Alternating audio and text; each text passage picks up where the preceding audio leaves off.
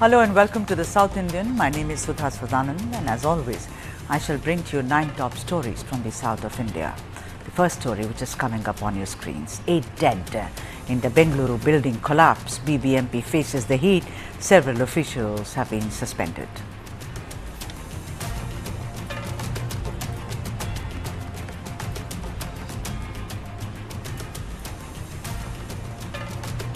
All right, that's the big story and the top story in the South Indian today. Bengaluru building collapse. BBMP to blame? That's the question we are asking. Now, the death toll resulting from the collapse of an under construction building which occurred on Tuesday at around 3:40 p.m. in Bengaluru's Babusapalya has now risen to 8. There are still workers who are suspected to be trapped under the rubble. In all, a total of 21 labourers from Bihar, Chittoor in Andhra Pradesh and Yadgir in Karnataka, as well as some from Tamil Nadu, are suspected to be trapped when the under construction building gave way. So far, 5 of the deceased have been identified as Harman, 26 years old, Tripal, 35 years old, Mohammad Sahil, 19 years old, Satyaraju, 25 years old, and Shankar. 13 individuals have been rescued while 6 are receiving treatment at Bengaluru North and Hosmat Hospital. A night-long rescue operation involving the NDRF, SDRF, the police and fire emerged the debris. 3 people, including the owner and contractor of the building, have been arrested in connection with the incident. Bhuvan Reddy, son of Muniraja Reddy, under whose name the building is being constructed, and the contractor, Muniyappa. Chief Minister Siddaramaiah visited the area and said that strict action shall be taken against the guilty officials. The CM also said that BBMP has been asked to look at the sanction plans of the buildings carefully. We regret to report that 8 people have lost their lives, while 8 others have been rescued. Among the injured, 6 individuals are receiving medical care, with 3 in serious but stable condition. The government will cover all medical expenses for those injured. For the families of the deceased, a compensation of Rs 5 lakh will be provided. We want to emphasize that this compensation does not equate to the value of a life. Arrangements are being made to return the bodies to their families. It has come to our attention that the building was constructed without the proper licenses. We have suspended several officials involved in this oversight and are issuing notices as necessary. Discussions are ongoing regarding compensation for the injured, and we will provide further updates on that matter soon. Now, the Lokayukta Justice B.S. Patil, who visited the spot, termed the collapse as an unfortunate incident and assured that all the necessary action shall be taken to ensure that such incidents do not happen in the future. Incident has taken place today. In fact, yesterday we have come to know about it through the print media and also the electronic media. It is heart-rendering that we have lost precious lives. 8 lives we have lost. 2 of them are yet to be traced, and there are so many who are injured. This is a rank illegal building that was being constructed. Not even a building plan is sanctioned, and he is proceeding with 6 floors. Stilt plus 5 floors. Stilt ground to disconnect electricity, temporary electricity supply. No complaint was filed against the owner or the contractor to stop the building. So this is where we are worried about the rampant illegalities in construction that is taking place in Bangalore. Now, prelim investigations revealed that permission was granted only for construction of a 4-story building. But then the question is, 7 floors were being constructed in what is clearly illegal. Deputy Chief Minister D.K. Shivakumar, who visited the site, indicated that the incident may have been caused by the use of substandard materials and not just rain. Listen in. Yes, it is a very strange. I am very sorry for that. I think yesterday night I have visited this one, and from tomorrow, wherever the entire Bangalore, I have already instructed, wherever there is construction activities going on, without any proper license, proper plan approval, all those things will be stopped. It will be looked all the foundations, we are coming out to bring a guidelines that whatever anyone, including who have taken the license, they should also have their building well certified, occupancy certificate, everything before the use, construction, the piling, everything has to be looked at by the engineers technically. It is not on water, rain. It is on the bad quality of putting the pillar, not according to my technical team. They feel that the proper iron rods have not been there, proper foundation was not been there. That is why it has happened. Of course, both the Prime Minister and the Chief Minister of Karnataka, they have announced an ex gratia payment. The CM has announced of 5 lakhs. But then the question is, why did the BBMP turn a blind eye to the illegal construction? Did the BBMP dust its hands off the illegal construction other than issuing notices seeking an explanation? Meanwhile, of course, we know that Assistant Executive Engineer Vinay K was one of the first ones to be suspended by the BBMP in connection with the incident, with immediate effect for serious dereliction of duty. But will that in any way be a deterrent in the future? Who's going to stand up for the loss of lives? Is anyone taking the responsibility or just shifting blame? First up, Mohammad Wajiullah, my colleague who's been reporting on this story relentlessly, is live with me, and then we go to the experts. Waji, what else are you learning? 8 people dead, many people are still to be rescued. What else is going on in this? Of course, many heads have rolled, but beyond that, tell us what else is added to this terrible, terrible story coming out of Bengaluru.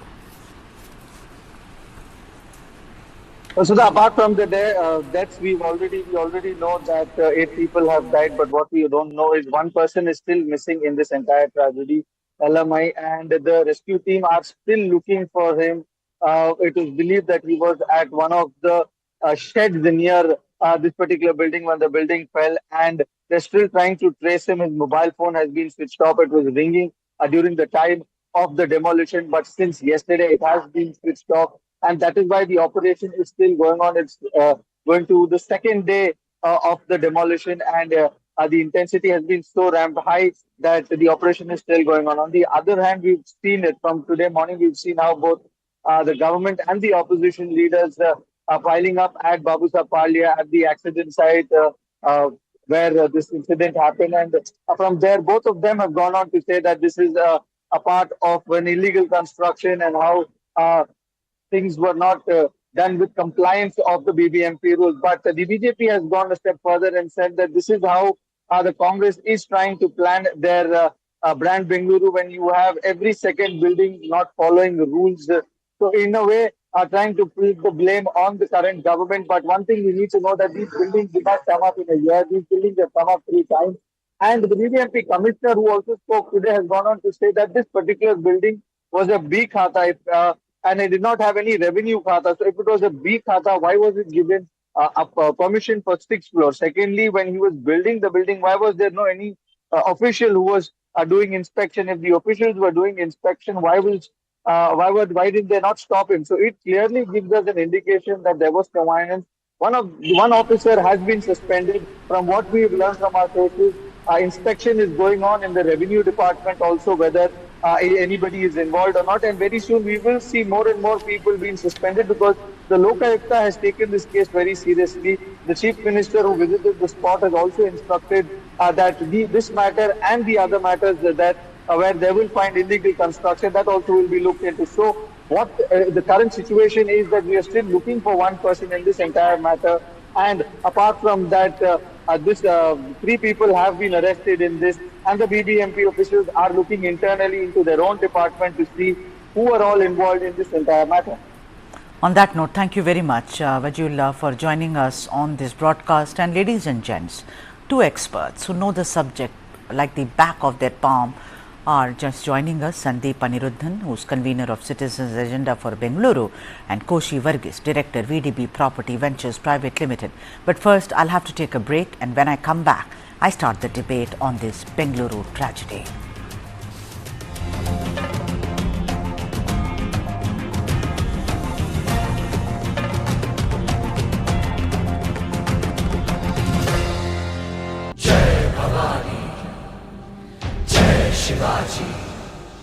A warrior so brave he'll forever be hailed.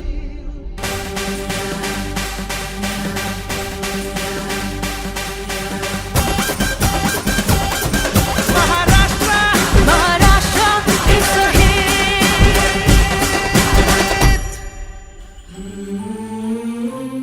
Maharashtra tourism. How do you fulfill that promise? Because ultimately expectations have to be met. If you look at the political landscape, is it really changing for women? And what is the inability of the forces that dead bodies surface but not the living people?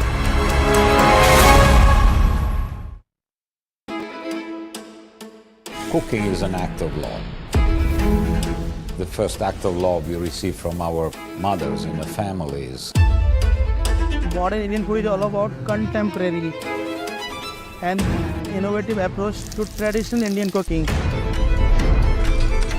Representation it's also important, you know. I want to wear this white coat every day and then be a chef. There are stories. If we name a whiskey's ingredient, there is a whole story behind that. Cooking food is like a therapy, and eating one is like a pleasure I can give it to myself. With Lounge Nights, I'm on a journey to celebrate and recognize the best food and nightlife establishments in various cities across India.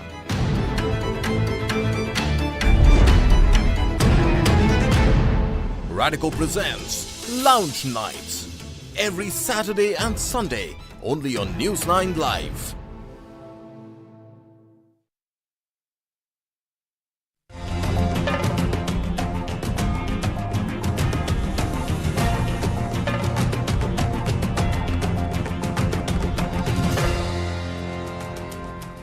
All right, that's our lead story. Bengaluru building collapse. Is the BBMP to blame? Let me now introduce you to the guest yet again.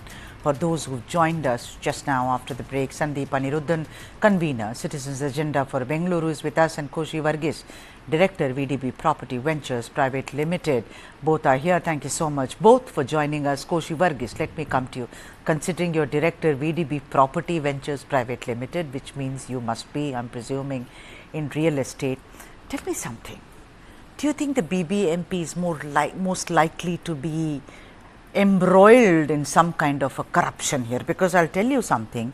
Between April and September, so far as this building is concerned, Koshi, the BBMP issued at least 3 notices, including an order to demolish the unauthorized structure. However, the construction continued unabated. Now, some newspapers, particularly Deccan Herald, has also obtained copies of 3 notices that BBMP had issued to the owner, but still it went on. Now, some people looking at from the outside, you live in the city, may think that, okay, they issued notices and the construction went on, the owner was blasé about it, or maybe the BBMP were allegedly paid something so that they did not kind of, stop it. Koshi. Good evening, Sudha. Hi. You see, nothing can happen in the construction field without the BBMP knowing about it.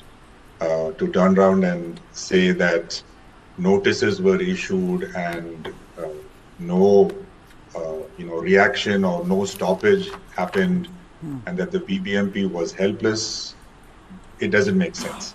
Sometimes what happens is that when notices are issued, the courts give a stay order. But then it's the responsibility of the BBMP and its legal team, and they have a huge panel of people to get the stay order vacated, right? And also, explain the matter to the legal people if there is a stay. However, if you look at it from what is actually going on in the ground, this is rampant. This is rampant, and it's very unfortunate that this happened. And a few innocent people have died. But this can be multiplied 100 times over. If you look at the city of Bangalore, you look at the outskirts. it's just totally rampant. And if the BBMP is allowing this to happen, it can't be without their, tacit understanding. Have you ever faced it, Koshi?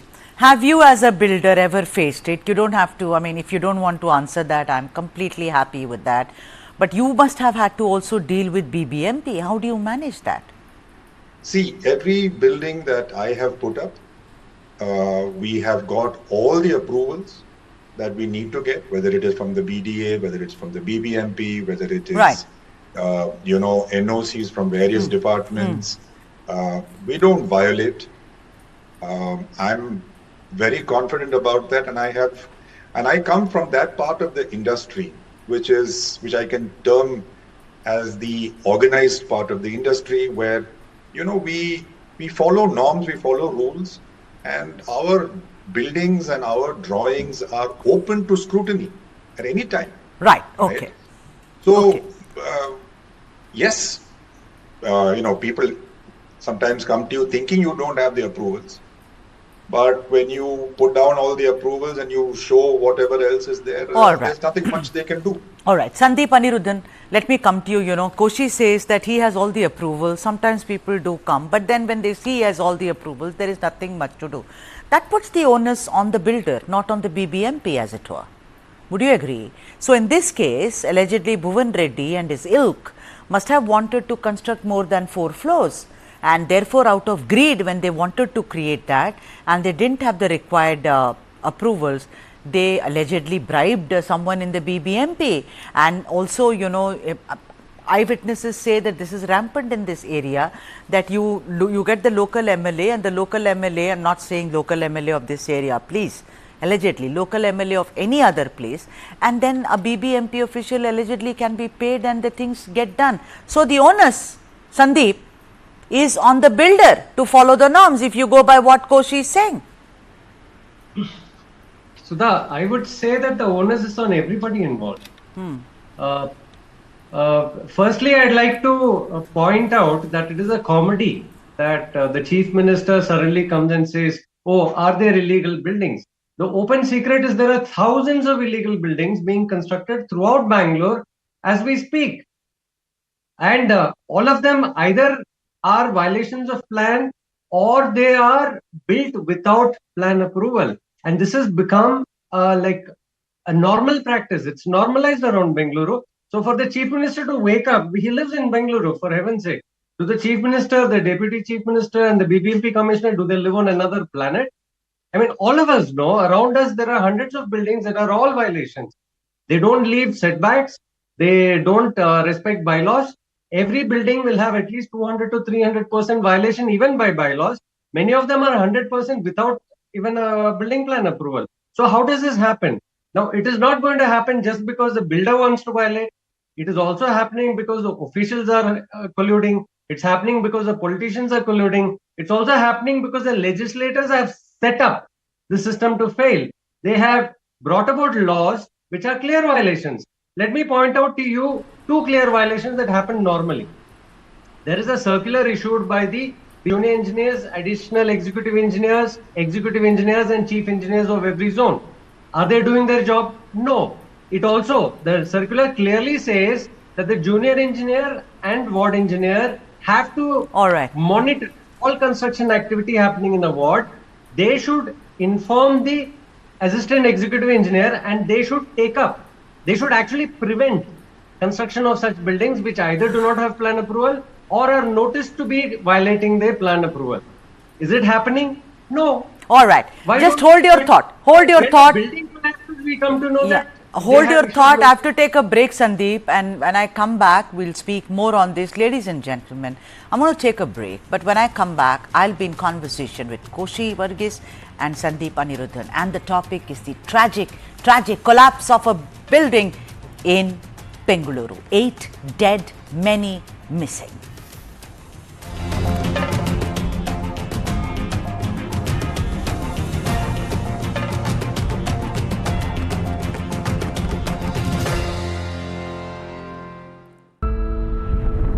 Who am I? Nobody can crack that mystery. There is a certain expectation of me. That's the only contradiction. Life itself is stranger than fiction. I was a perfectly normal person born in an abnormal world. I really didn't understand why is it different. Just imagine a child who is bullied every day. Boys school में कुछ लड़का लोग मेरे साथ sexual abuse किए. मुझे तेरे बारे में सब पता है और मैं तेरा rape कर लूँगा. You also start to stigmatize. अरे ये तो time pass है. Sex doesn't come in the picture. Sex comes very. Then there are man-made narratives. Why do you walk like that? Why do you sway so much? So you can understand the trauma of a person who's trapped in a wrong body.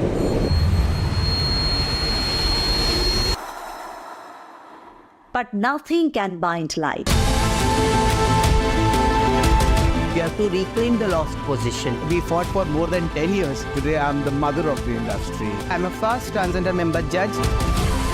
You can't walk in everybody's shoes. This is what I'm comfortable with. They just are what they are. You become the light yourself. That is the change that I was looking for. When I recognize myself, it's a small story, but it's an interesting one.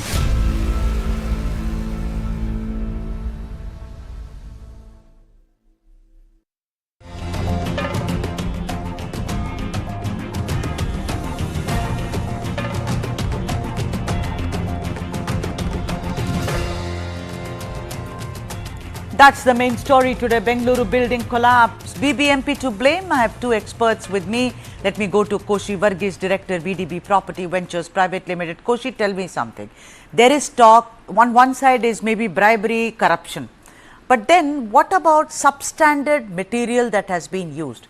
DK Shivakumar also said it. A lot of other people, I'm reading in the newspaper, that if you use substandard material, because see, no one is ready to accept it's because of the rain. The Deputy Chief Minister will never say it. He says, no, rain is not the reason.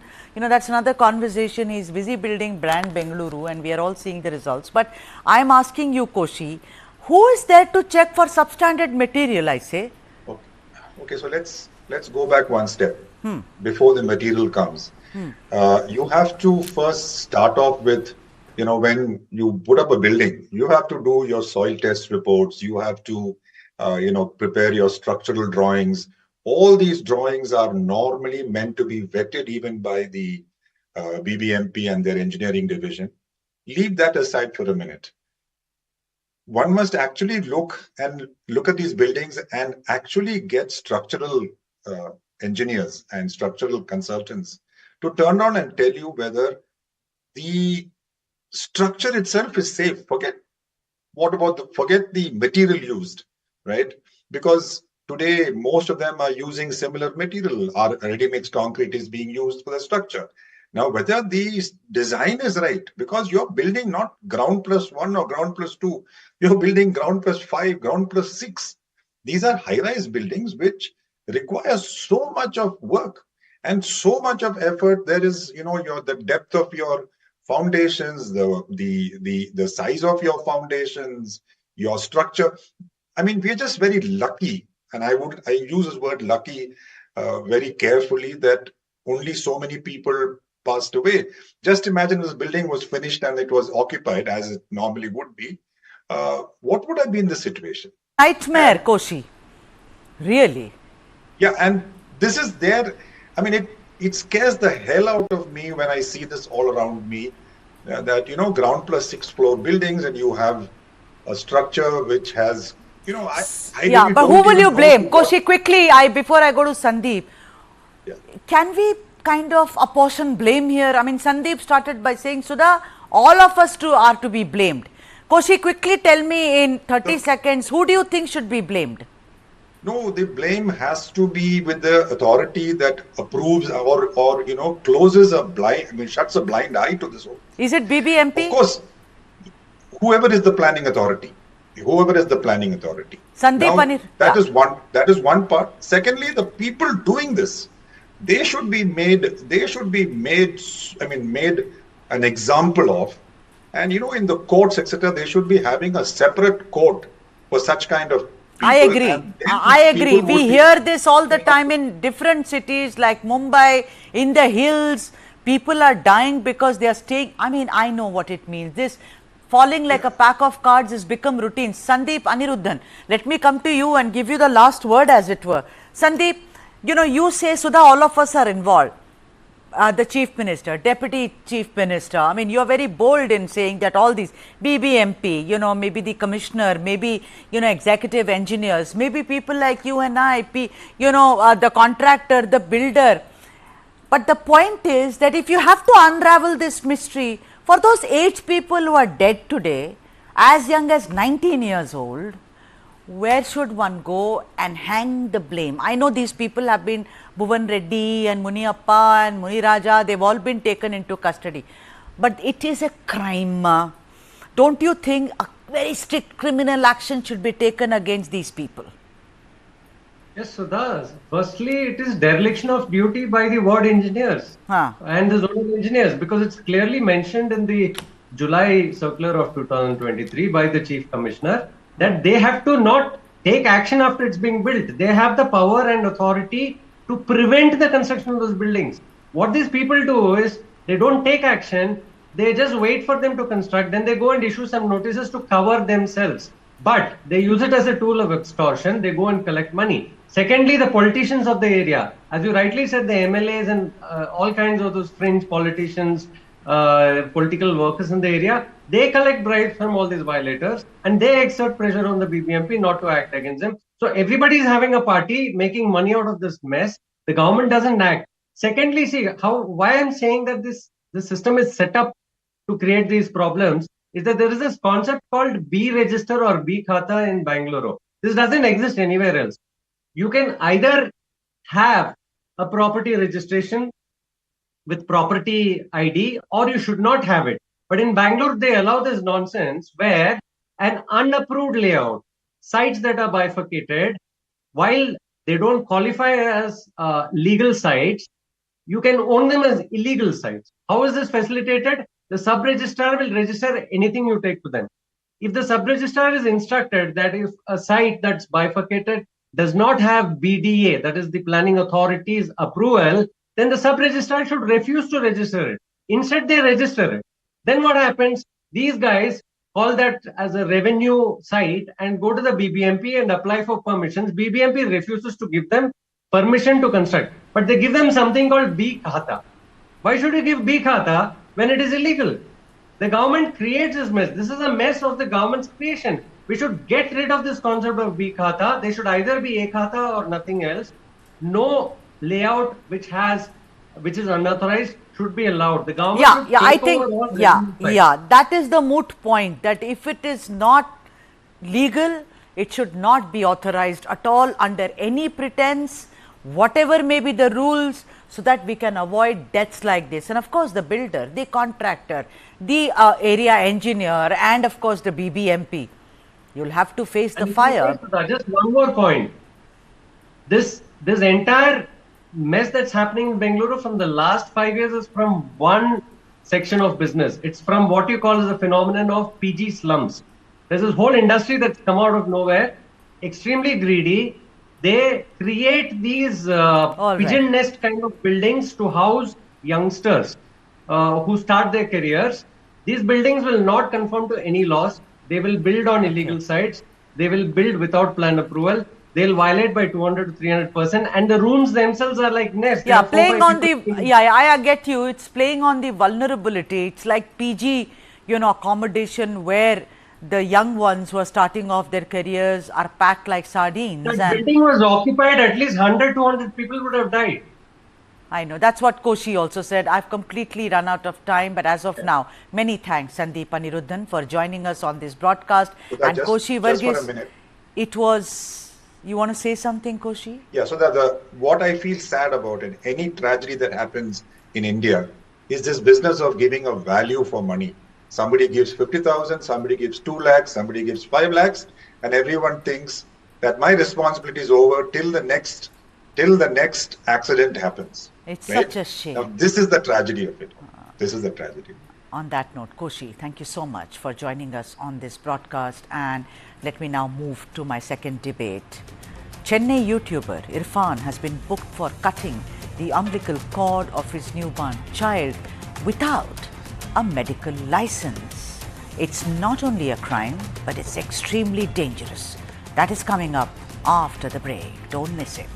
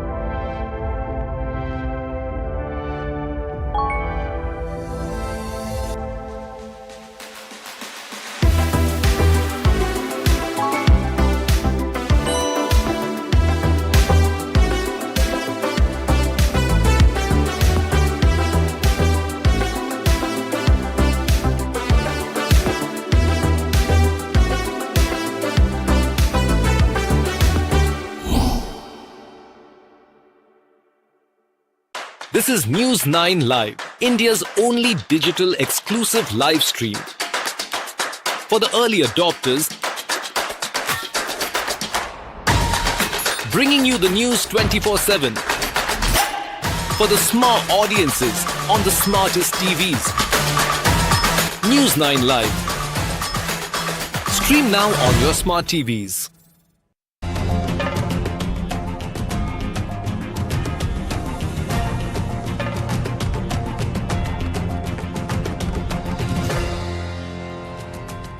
All right, our next story is coming from Chennai, Tamil Nadu. YouTuber Irfan's breach. He's a big-time social media influencer who is now in the midst of a huge medical negligence mess. This is about YouTuber and food blogger Irfan, who hails from Chennai, who posted a video in which he was seen cutting the umbilical cord of his newborn inside an operation theatre. Now, two things have happened ever since. First, a complaint was lodged at the Semancheri police station in Chennai against him and also against a doctor at the Rainbow Children's Hospital in Sholinganallur. Second, the Directorate of Medical and Rural Health Services, that is DMS, has withdrawn the Clinical Establishment Act registration of the Rainbow Children's Hospital for all patient care activities for 10 long days, except for pregnant women who are on continuous treatment at the hospital with effect starting today. The action has been taken in view of the unacceptable surgical procedure conducted by a non-medical person in a registered clinical establishment. Now, the Director of Medical and Rural Health Services, J. Rajamurthy, said the registration was being withdrawn under Section 5(2) of the Tamil Nadu Private Clinical Establishment Regulation Act, and a penalty of 50,000 had been imposed under Section 8(2) of the Act. The action was taken in view of the unacceptable surgical procedure, like I said, conducted by a non-medical person in a registered clinical establishment. The question is that should anyone be allowed inside the OT when a woman is giving birth, and that too indulge in a procedure like clamping of the umbilical cord? Then there is also the argument, or rather the question, that in the good old days when women would deliver at home, now, apart from the midwife, whom we also know as Dai, there were many other people, and of course only women, inside the room when she gave birth. What about that? Wasn't that risky?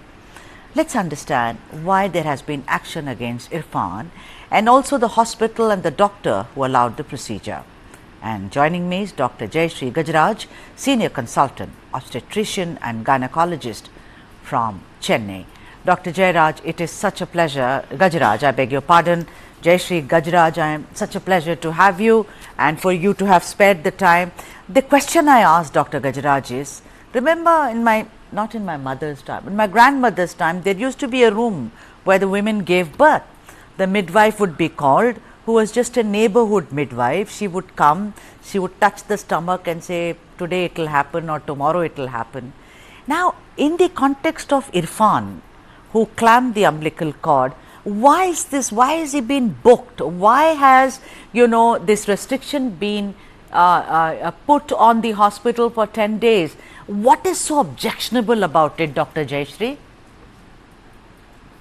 See, basically, the practice of obstetrics, the delivery process itself has changed and is evolving over the years, primarily because women want more involvement, not only of themselves, but their partner as well, in the birth process. And I think it's their right to have it. I mean, it's a family. It's not the woman alone having a baby. It's the couple who has the child. So the father, his bonding, etc., everything comes from his antenatal visits to the doctor, from being with her when she is in labor, and therefore being with her when she is having her child. So many of us have been allowing husbands inside the labor room for more than 30 years. And I personally find it a big help because they actually give a lot of emotional support to the mother, which we as medical people may not be able to give 100%. So it's lovely to have them around. They need a little counseling before they're allowed in, which I always do, because sometimes the whole scenario is very intimidating for them. So I counsel them and I take them in. Moving on to the entering the cesarean section theatre, the operation theatre, that is a different ball game because there it's actually a surgical procedure going on. And here, unless the person is mentally and physically equipped to perform there, and when I say perform, to be there, to sit with the mother, give her the support, it's going to be very distracting for him. He's going to have one monitor going on, a whole lot of wires around his wife. It's all very emotionally traumatic for him. It's not easy. So if he's prepared for it, yes, we do allow, but with the consent of the mother herself. She has to be awake. If she has a general anesthesia, we don't allow. She has to be awake. She has to consent to it because even if it's her husband, she has every right to refuse.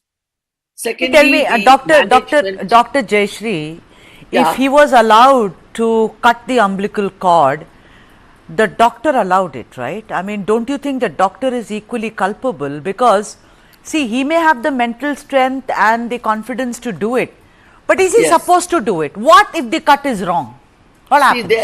There are NMC rules which say that a non-medical person should not use a surgical instrument inside the theatre. Okay.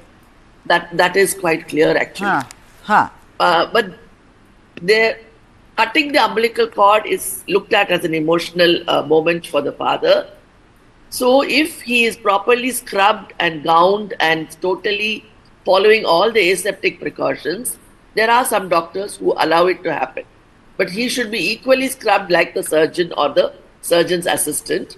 Asepsis has to be followed. All right. So if you say that some doctors do allow it, then it's not a crime, right? And why is he being booked then? What circumstances this happened under, all of us may not know 100%. Whether it was discussed earlier, whether it was something that, the doctor has obtained a consent for, is something that has not come out so far. Even the management has to give permission for filming. Any clinical scenario, clinical material cannot be recorded on a photograph or a video unless permission is taken from the management. But ma'am, obviously their permission was granted. Otherwise, you will not see in that video or in that picture. Look at it. We see the entire OT. There we see Irfan and his wife, who's maybe about to deliver or has delivered. He's holding the baby. Look at that. I mean, you see a hand. I do not know if it's the doctor or a nurse. Behind you can see. So permission was granted. There is something more here because the doctor has also been booked. And so has the hospital. There has been a restriction. So I'm asking you, is it because perhaps, allegedly, because you say you do not know, neither do I, but perhaps it was not, it was just done with a, I do not know. I mean, he's a very famous YouTuber. I mean, his vlogs on biryani and other things are fabulous. I mean, in Chennai, he does it in Tamil, which is my mother tongue. But the point of the matter is, why is it then that he is in the dock? He was also in the dock earlier, Dr. Jayashree, because he revealed the gender of his unborn child, which is a crime. He So went to that town is saying celebrity it's... immunity. That is a celebrity immunity that seems to be given. Which I'm totally against it. That should not happen. Right. Now, the doctor, yes, she has consented. She has said, you can cut the cord. I think we can hear that on the video. But equally, he is responsible. He should not have been allowed inside. The fact that he was not properly gowned is, I think, one of the things we need to consider. Sepsis has been total disregard for sepsis over there.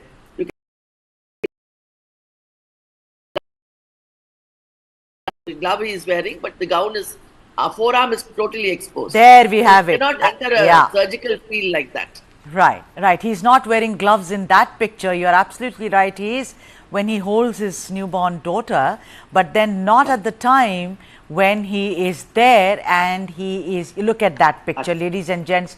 That's what Dr. Jayashree Gajaraj is saying, that he's not gowned properly and he's not wearing gloves at all. So therefore, it's not considered to be safe at all. Doctor, the thing is that with, like you said, that birth boutiques, as they are called, with now they are increasing in number. Everywhere I see husbands want to be there. I mean, it's a Western concept apparently. I have no fight with that. I mean, but so be it. But then there, what kind of precautions are taken? If you're aware, would you, because there are lots of people watch this show and those expectant parents, they would like to know. I mean, what happens there? See, there are two scenarios here. One where we follow all the medical, the rules and regulations, where the husband is allowed into the OT. He is wearing a scrub gown, but he need not necessarily scrub. He is allowed into the OT after the woman is painted and draped and ready for the surgery. There is a screen between the abdomen and the baby's, the mother's head. So the husband is allowed to sit with the wife and give her the emotional support that he should. The second scenario is where this umbilical cord cutting comes in, which is a more recent, onset desire which all of them seem to have. Cutting the umbilical cord in the labor room is absolutely acceptable and there's no issue at all. But with regard to the OT, I think all of us need better direction. This could serve as an index case from which, some suggestions may come up. But at the moment, I think what he did and the fact that he was allowed inside to cut the umbilical cord is wrong. Gajaraj, I also want you to throw some light on home births. There doesn't seem to be any laws regarding home births in India. It's very big in North America. We see people giving birth, in water and otherwise. There are laws there. I mean, you can be booked. In a recent case, a midwife was booked because she took an action and they lost the baby. But in India, even now in a lot of villages, women give birth at home. I mean, don't you think there have to be some laws, ma'am? Women giving birth at home in the villages is, quote unquote, quite safe. Oh, okay. But women giving birth in so-called labor suites in metros by unqualified people is increasing now. Okay. You can see advertisements online for all this, and women think they are actually going in for natural childbirth. But these places are not equipped, they are not licensed. There's nothing, and there is no law against them. We as professional bodies have tried to bring this up at several fora, but I don't know, for some reason we're just not able to go further. I don't think we leave it at that. We will definitely follow it up, but that is more dangerous. But I'm not saying that in villages, it's safe, but they must have access. Now, if a woman starts bleeding at the time of the delivery, we will not have enough time to reach where help is available. Exactly. Absolutely. So we need to deliver inside a hospital. Right. Sometimes there is a criticism even of these boutique hospitals, which you just mentioned. They look beautiful, they have all the facilities. But God forbid if there is, say, a cardiac arrest, most of them are not equipped to deal with it. We have to ship the mother to another hospital. All right. And on that note, if we are within a multi-speciality hospital, I think that's the best way to go forward.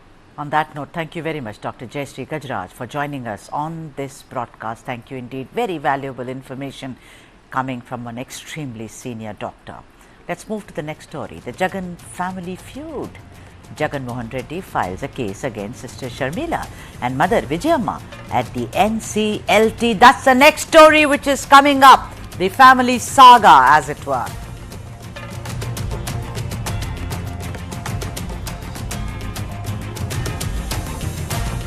That's the story. The Jagan family feud. You see Jagan Mohan Reddy, you see his sibling, that is YS Sharmila, and the mother Vijayamma. The feud in the family of former Andhra Pradesh Chief Minister Jagan Mohan Reddy is now all out in the open. Jagan has dragged his estranged sister YS Sharmila and even his mother Vijayamma to court as he filed a petition with the National Company Law Tribunal called NCLT, seeking to nullify what he calls the illegal transfer of shares of a company to Sharmila and his mother Vijayamma. The company in focus of this family feud is Saraswati Power and Industries, which was owned by Jagan Mohan Reddy, his wife, and another company called Classic Realty, in turn owned by the family of the late YSR Reddy. In his petition to the NCLT, Jagan Mohan Reddy has alleged that the board of Saraswati Industries had illegally transferred the entire shareholding in favor of YS Sharmila and his mother Vijayamma. The petition says that the transfer was conducted without submitting duly executed share transfer forms or original certificates and was in violation of Section 56 of the Companies Act 2013. Jagan also said that Sharmila had conducted a series of actions that deeply hurt him and had also made several false statements in public. Jagan Reddy added that Sharmila acted in breach of an MOU in which he had stated that he would transfer his and his wife's share through a gift deed to Sharmila. Jagan also added that the MOU was signed out of love and affection. But with these actions from Sharmila, he had no further intent to act upon his original intent as expressed in the MOU. Now hitting back at her brother, YS Sharmila in a letter said that Jagan was not acting in accordance with the will of their late father, YS Rajasekhara Reddy, to distribute the property equally amongst all 4 of his grandchildren. Sharmila also added that she was appalled at the extent to which Jagan had strayed from the path of their noble father. Meanwhile, the NCLT has issued notices to all the respondents and scheduled the next hearing in the matter for 8th of November. So that's the story of the Jagan Reddy family saga, almost like a TV series where son is against the sister and mother, and the sister is against the brother. The mother and sister are standing together. Think about it. All right then. As promised, I leave you with the other top stories from the south of India. Take a look. Thank you for watching.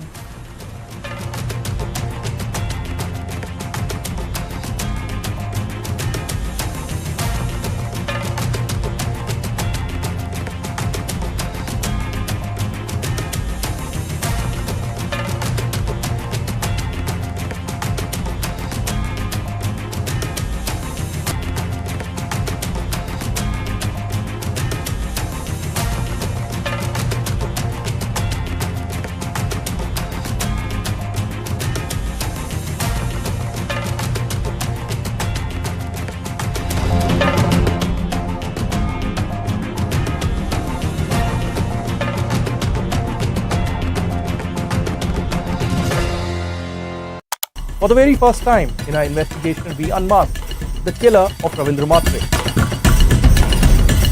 In 5G, we have to stand with the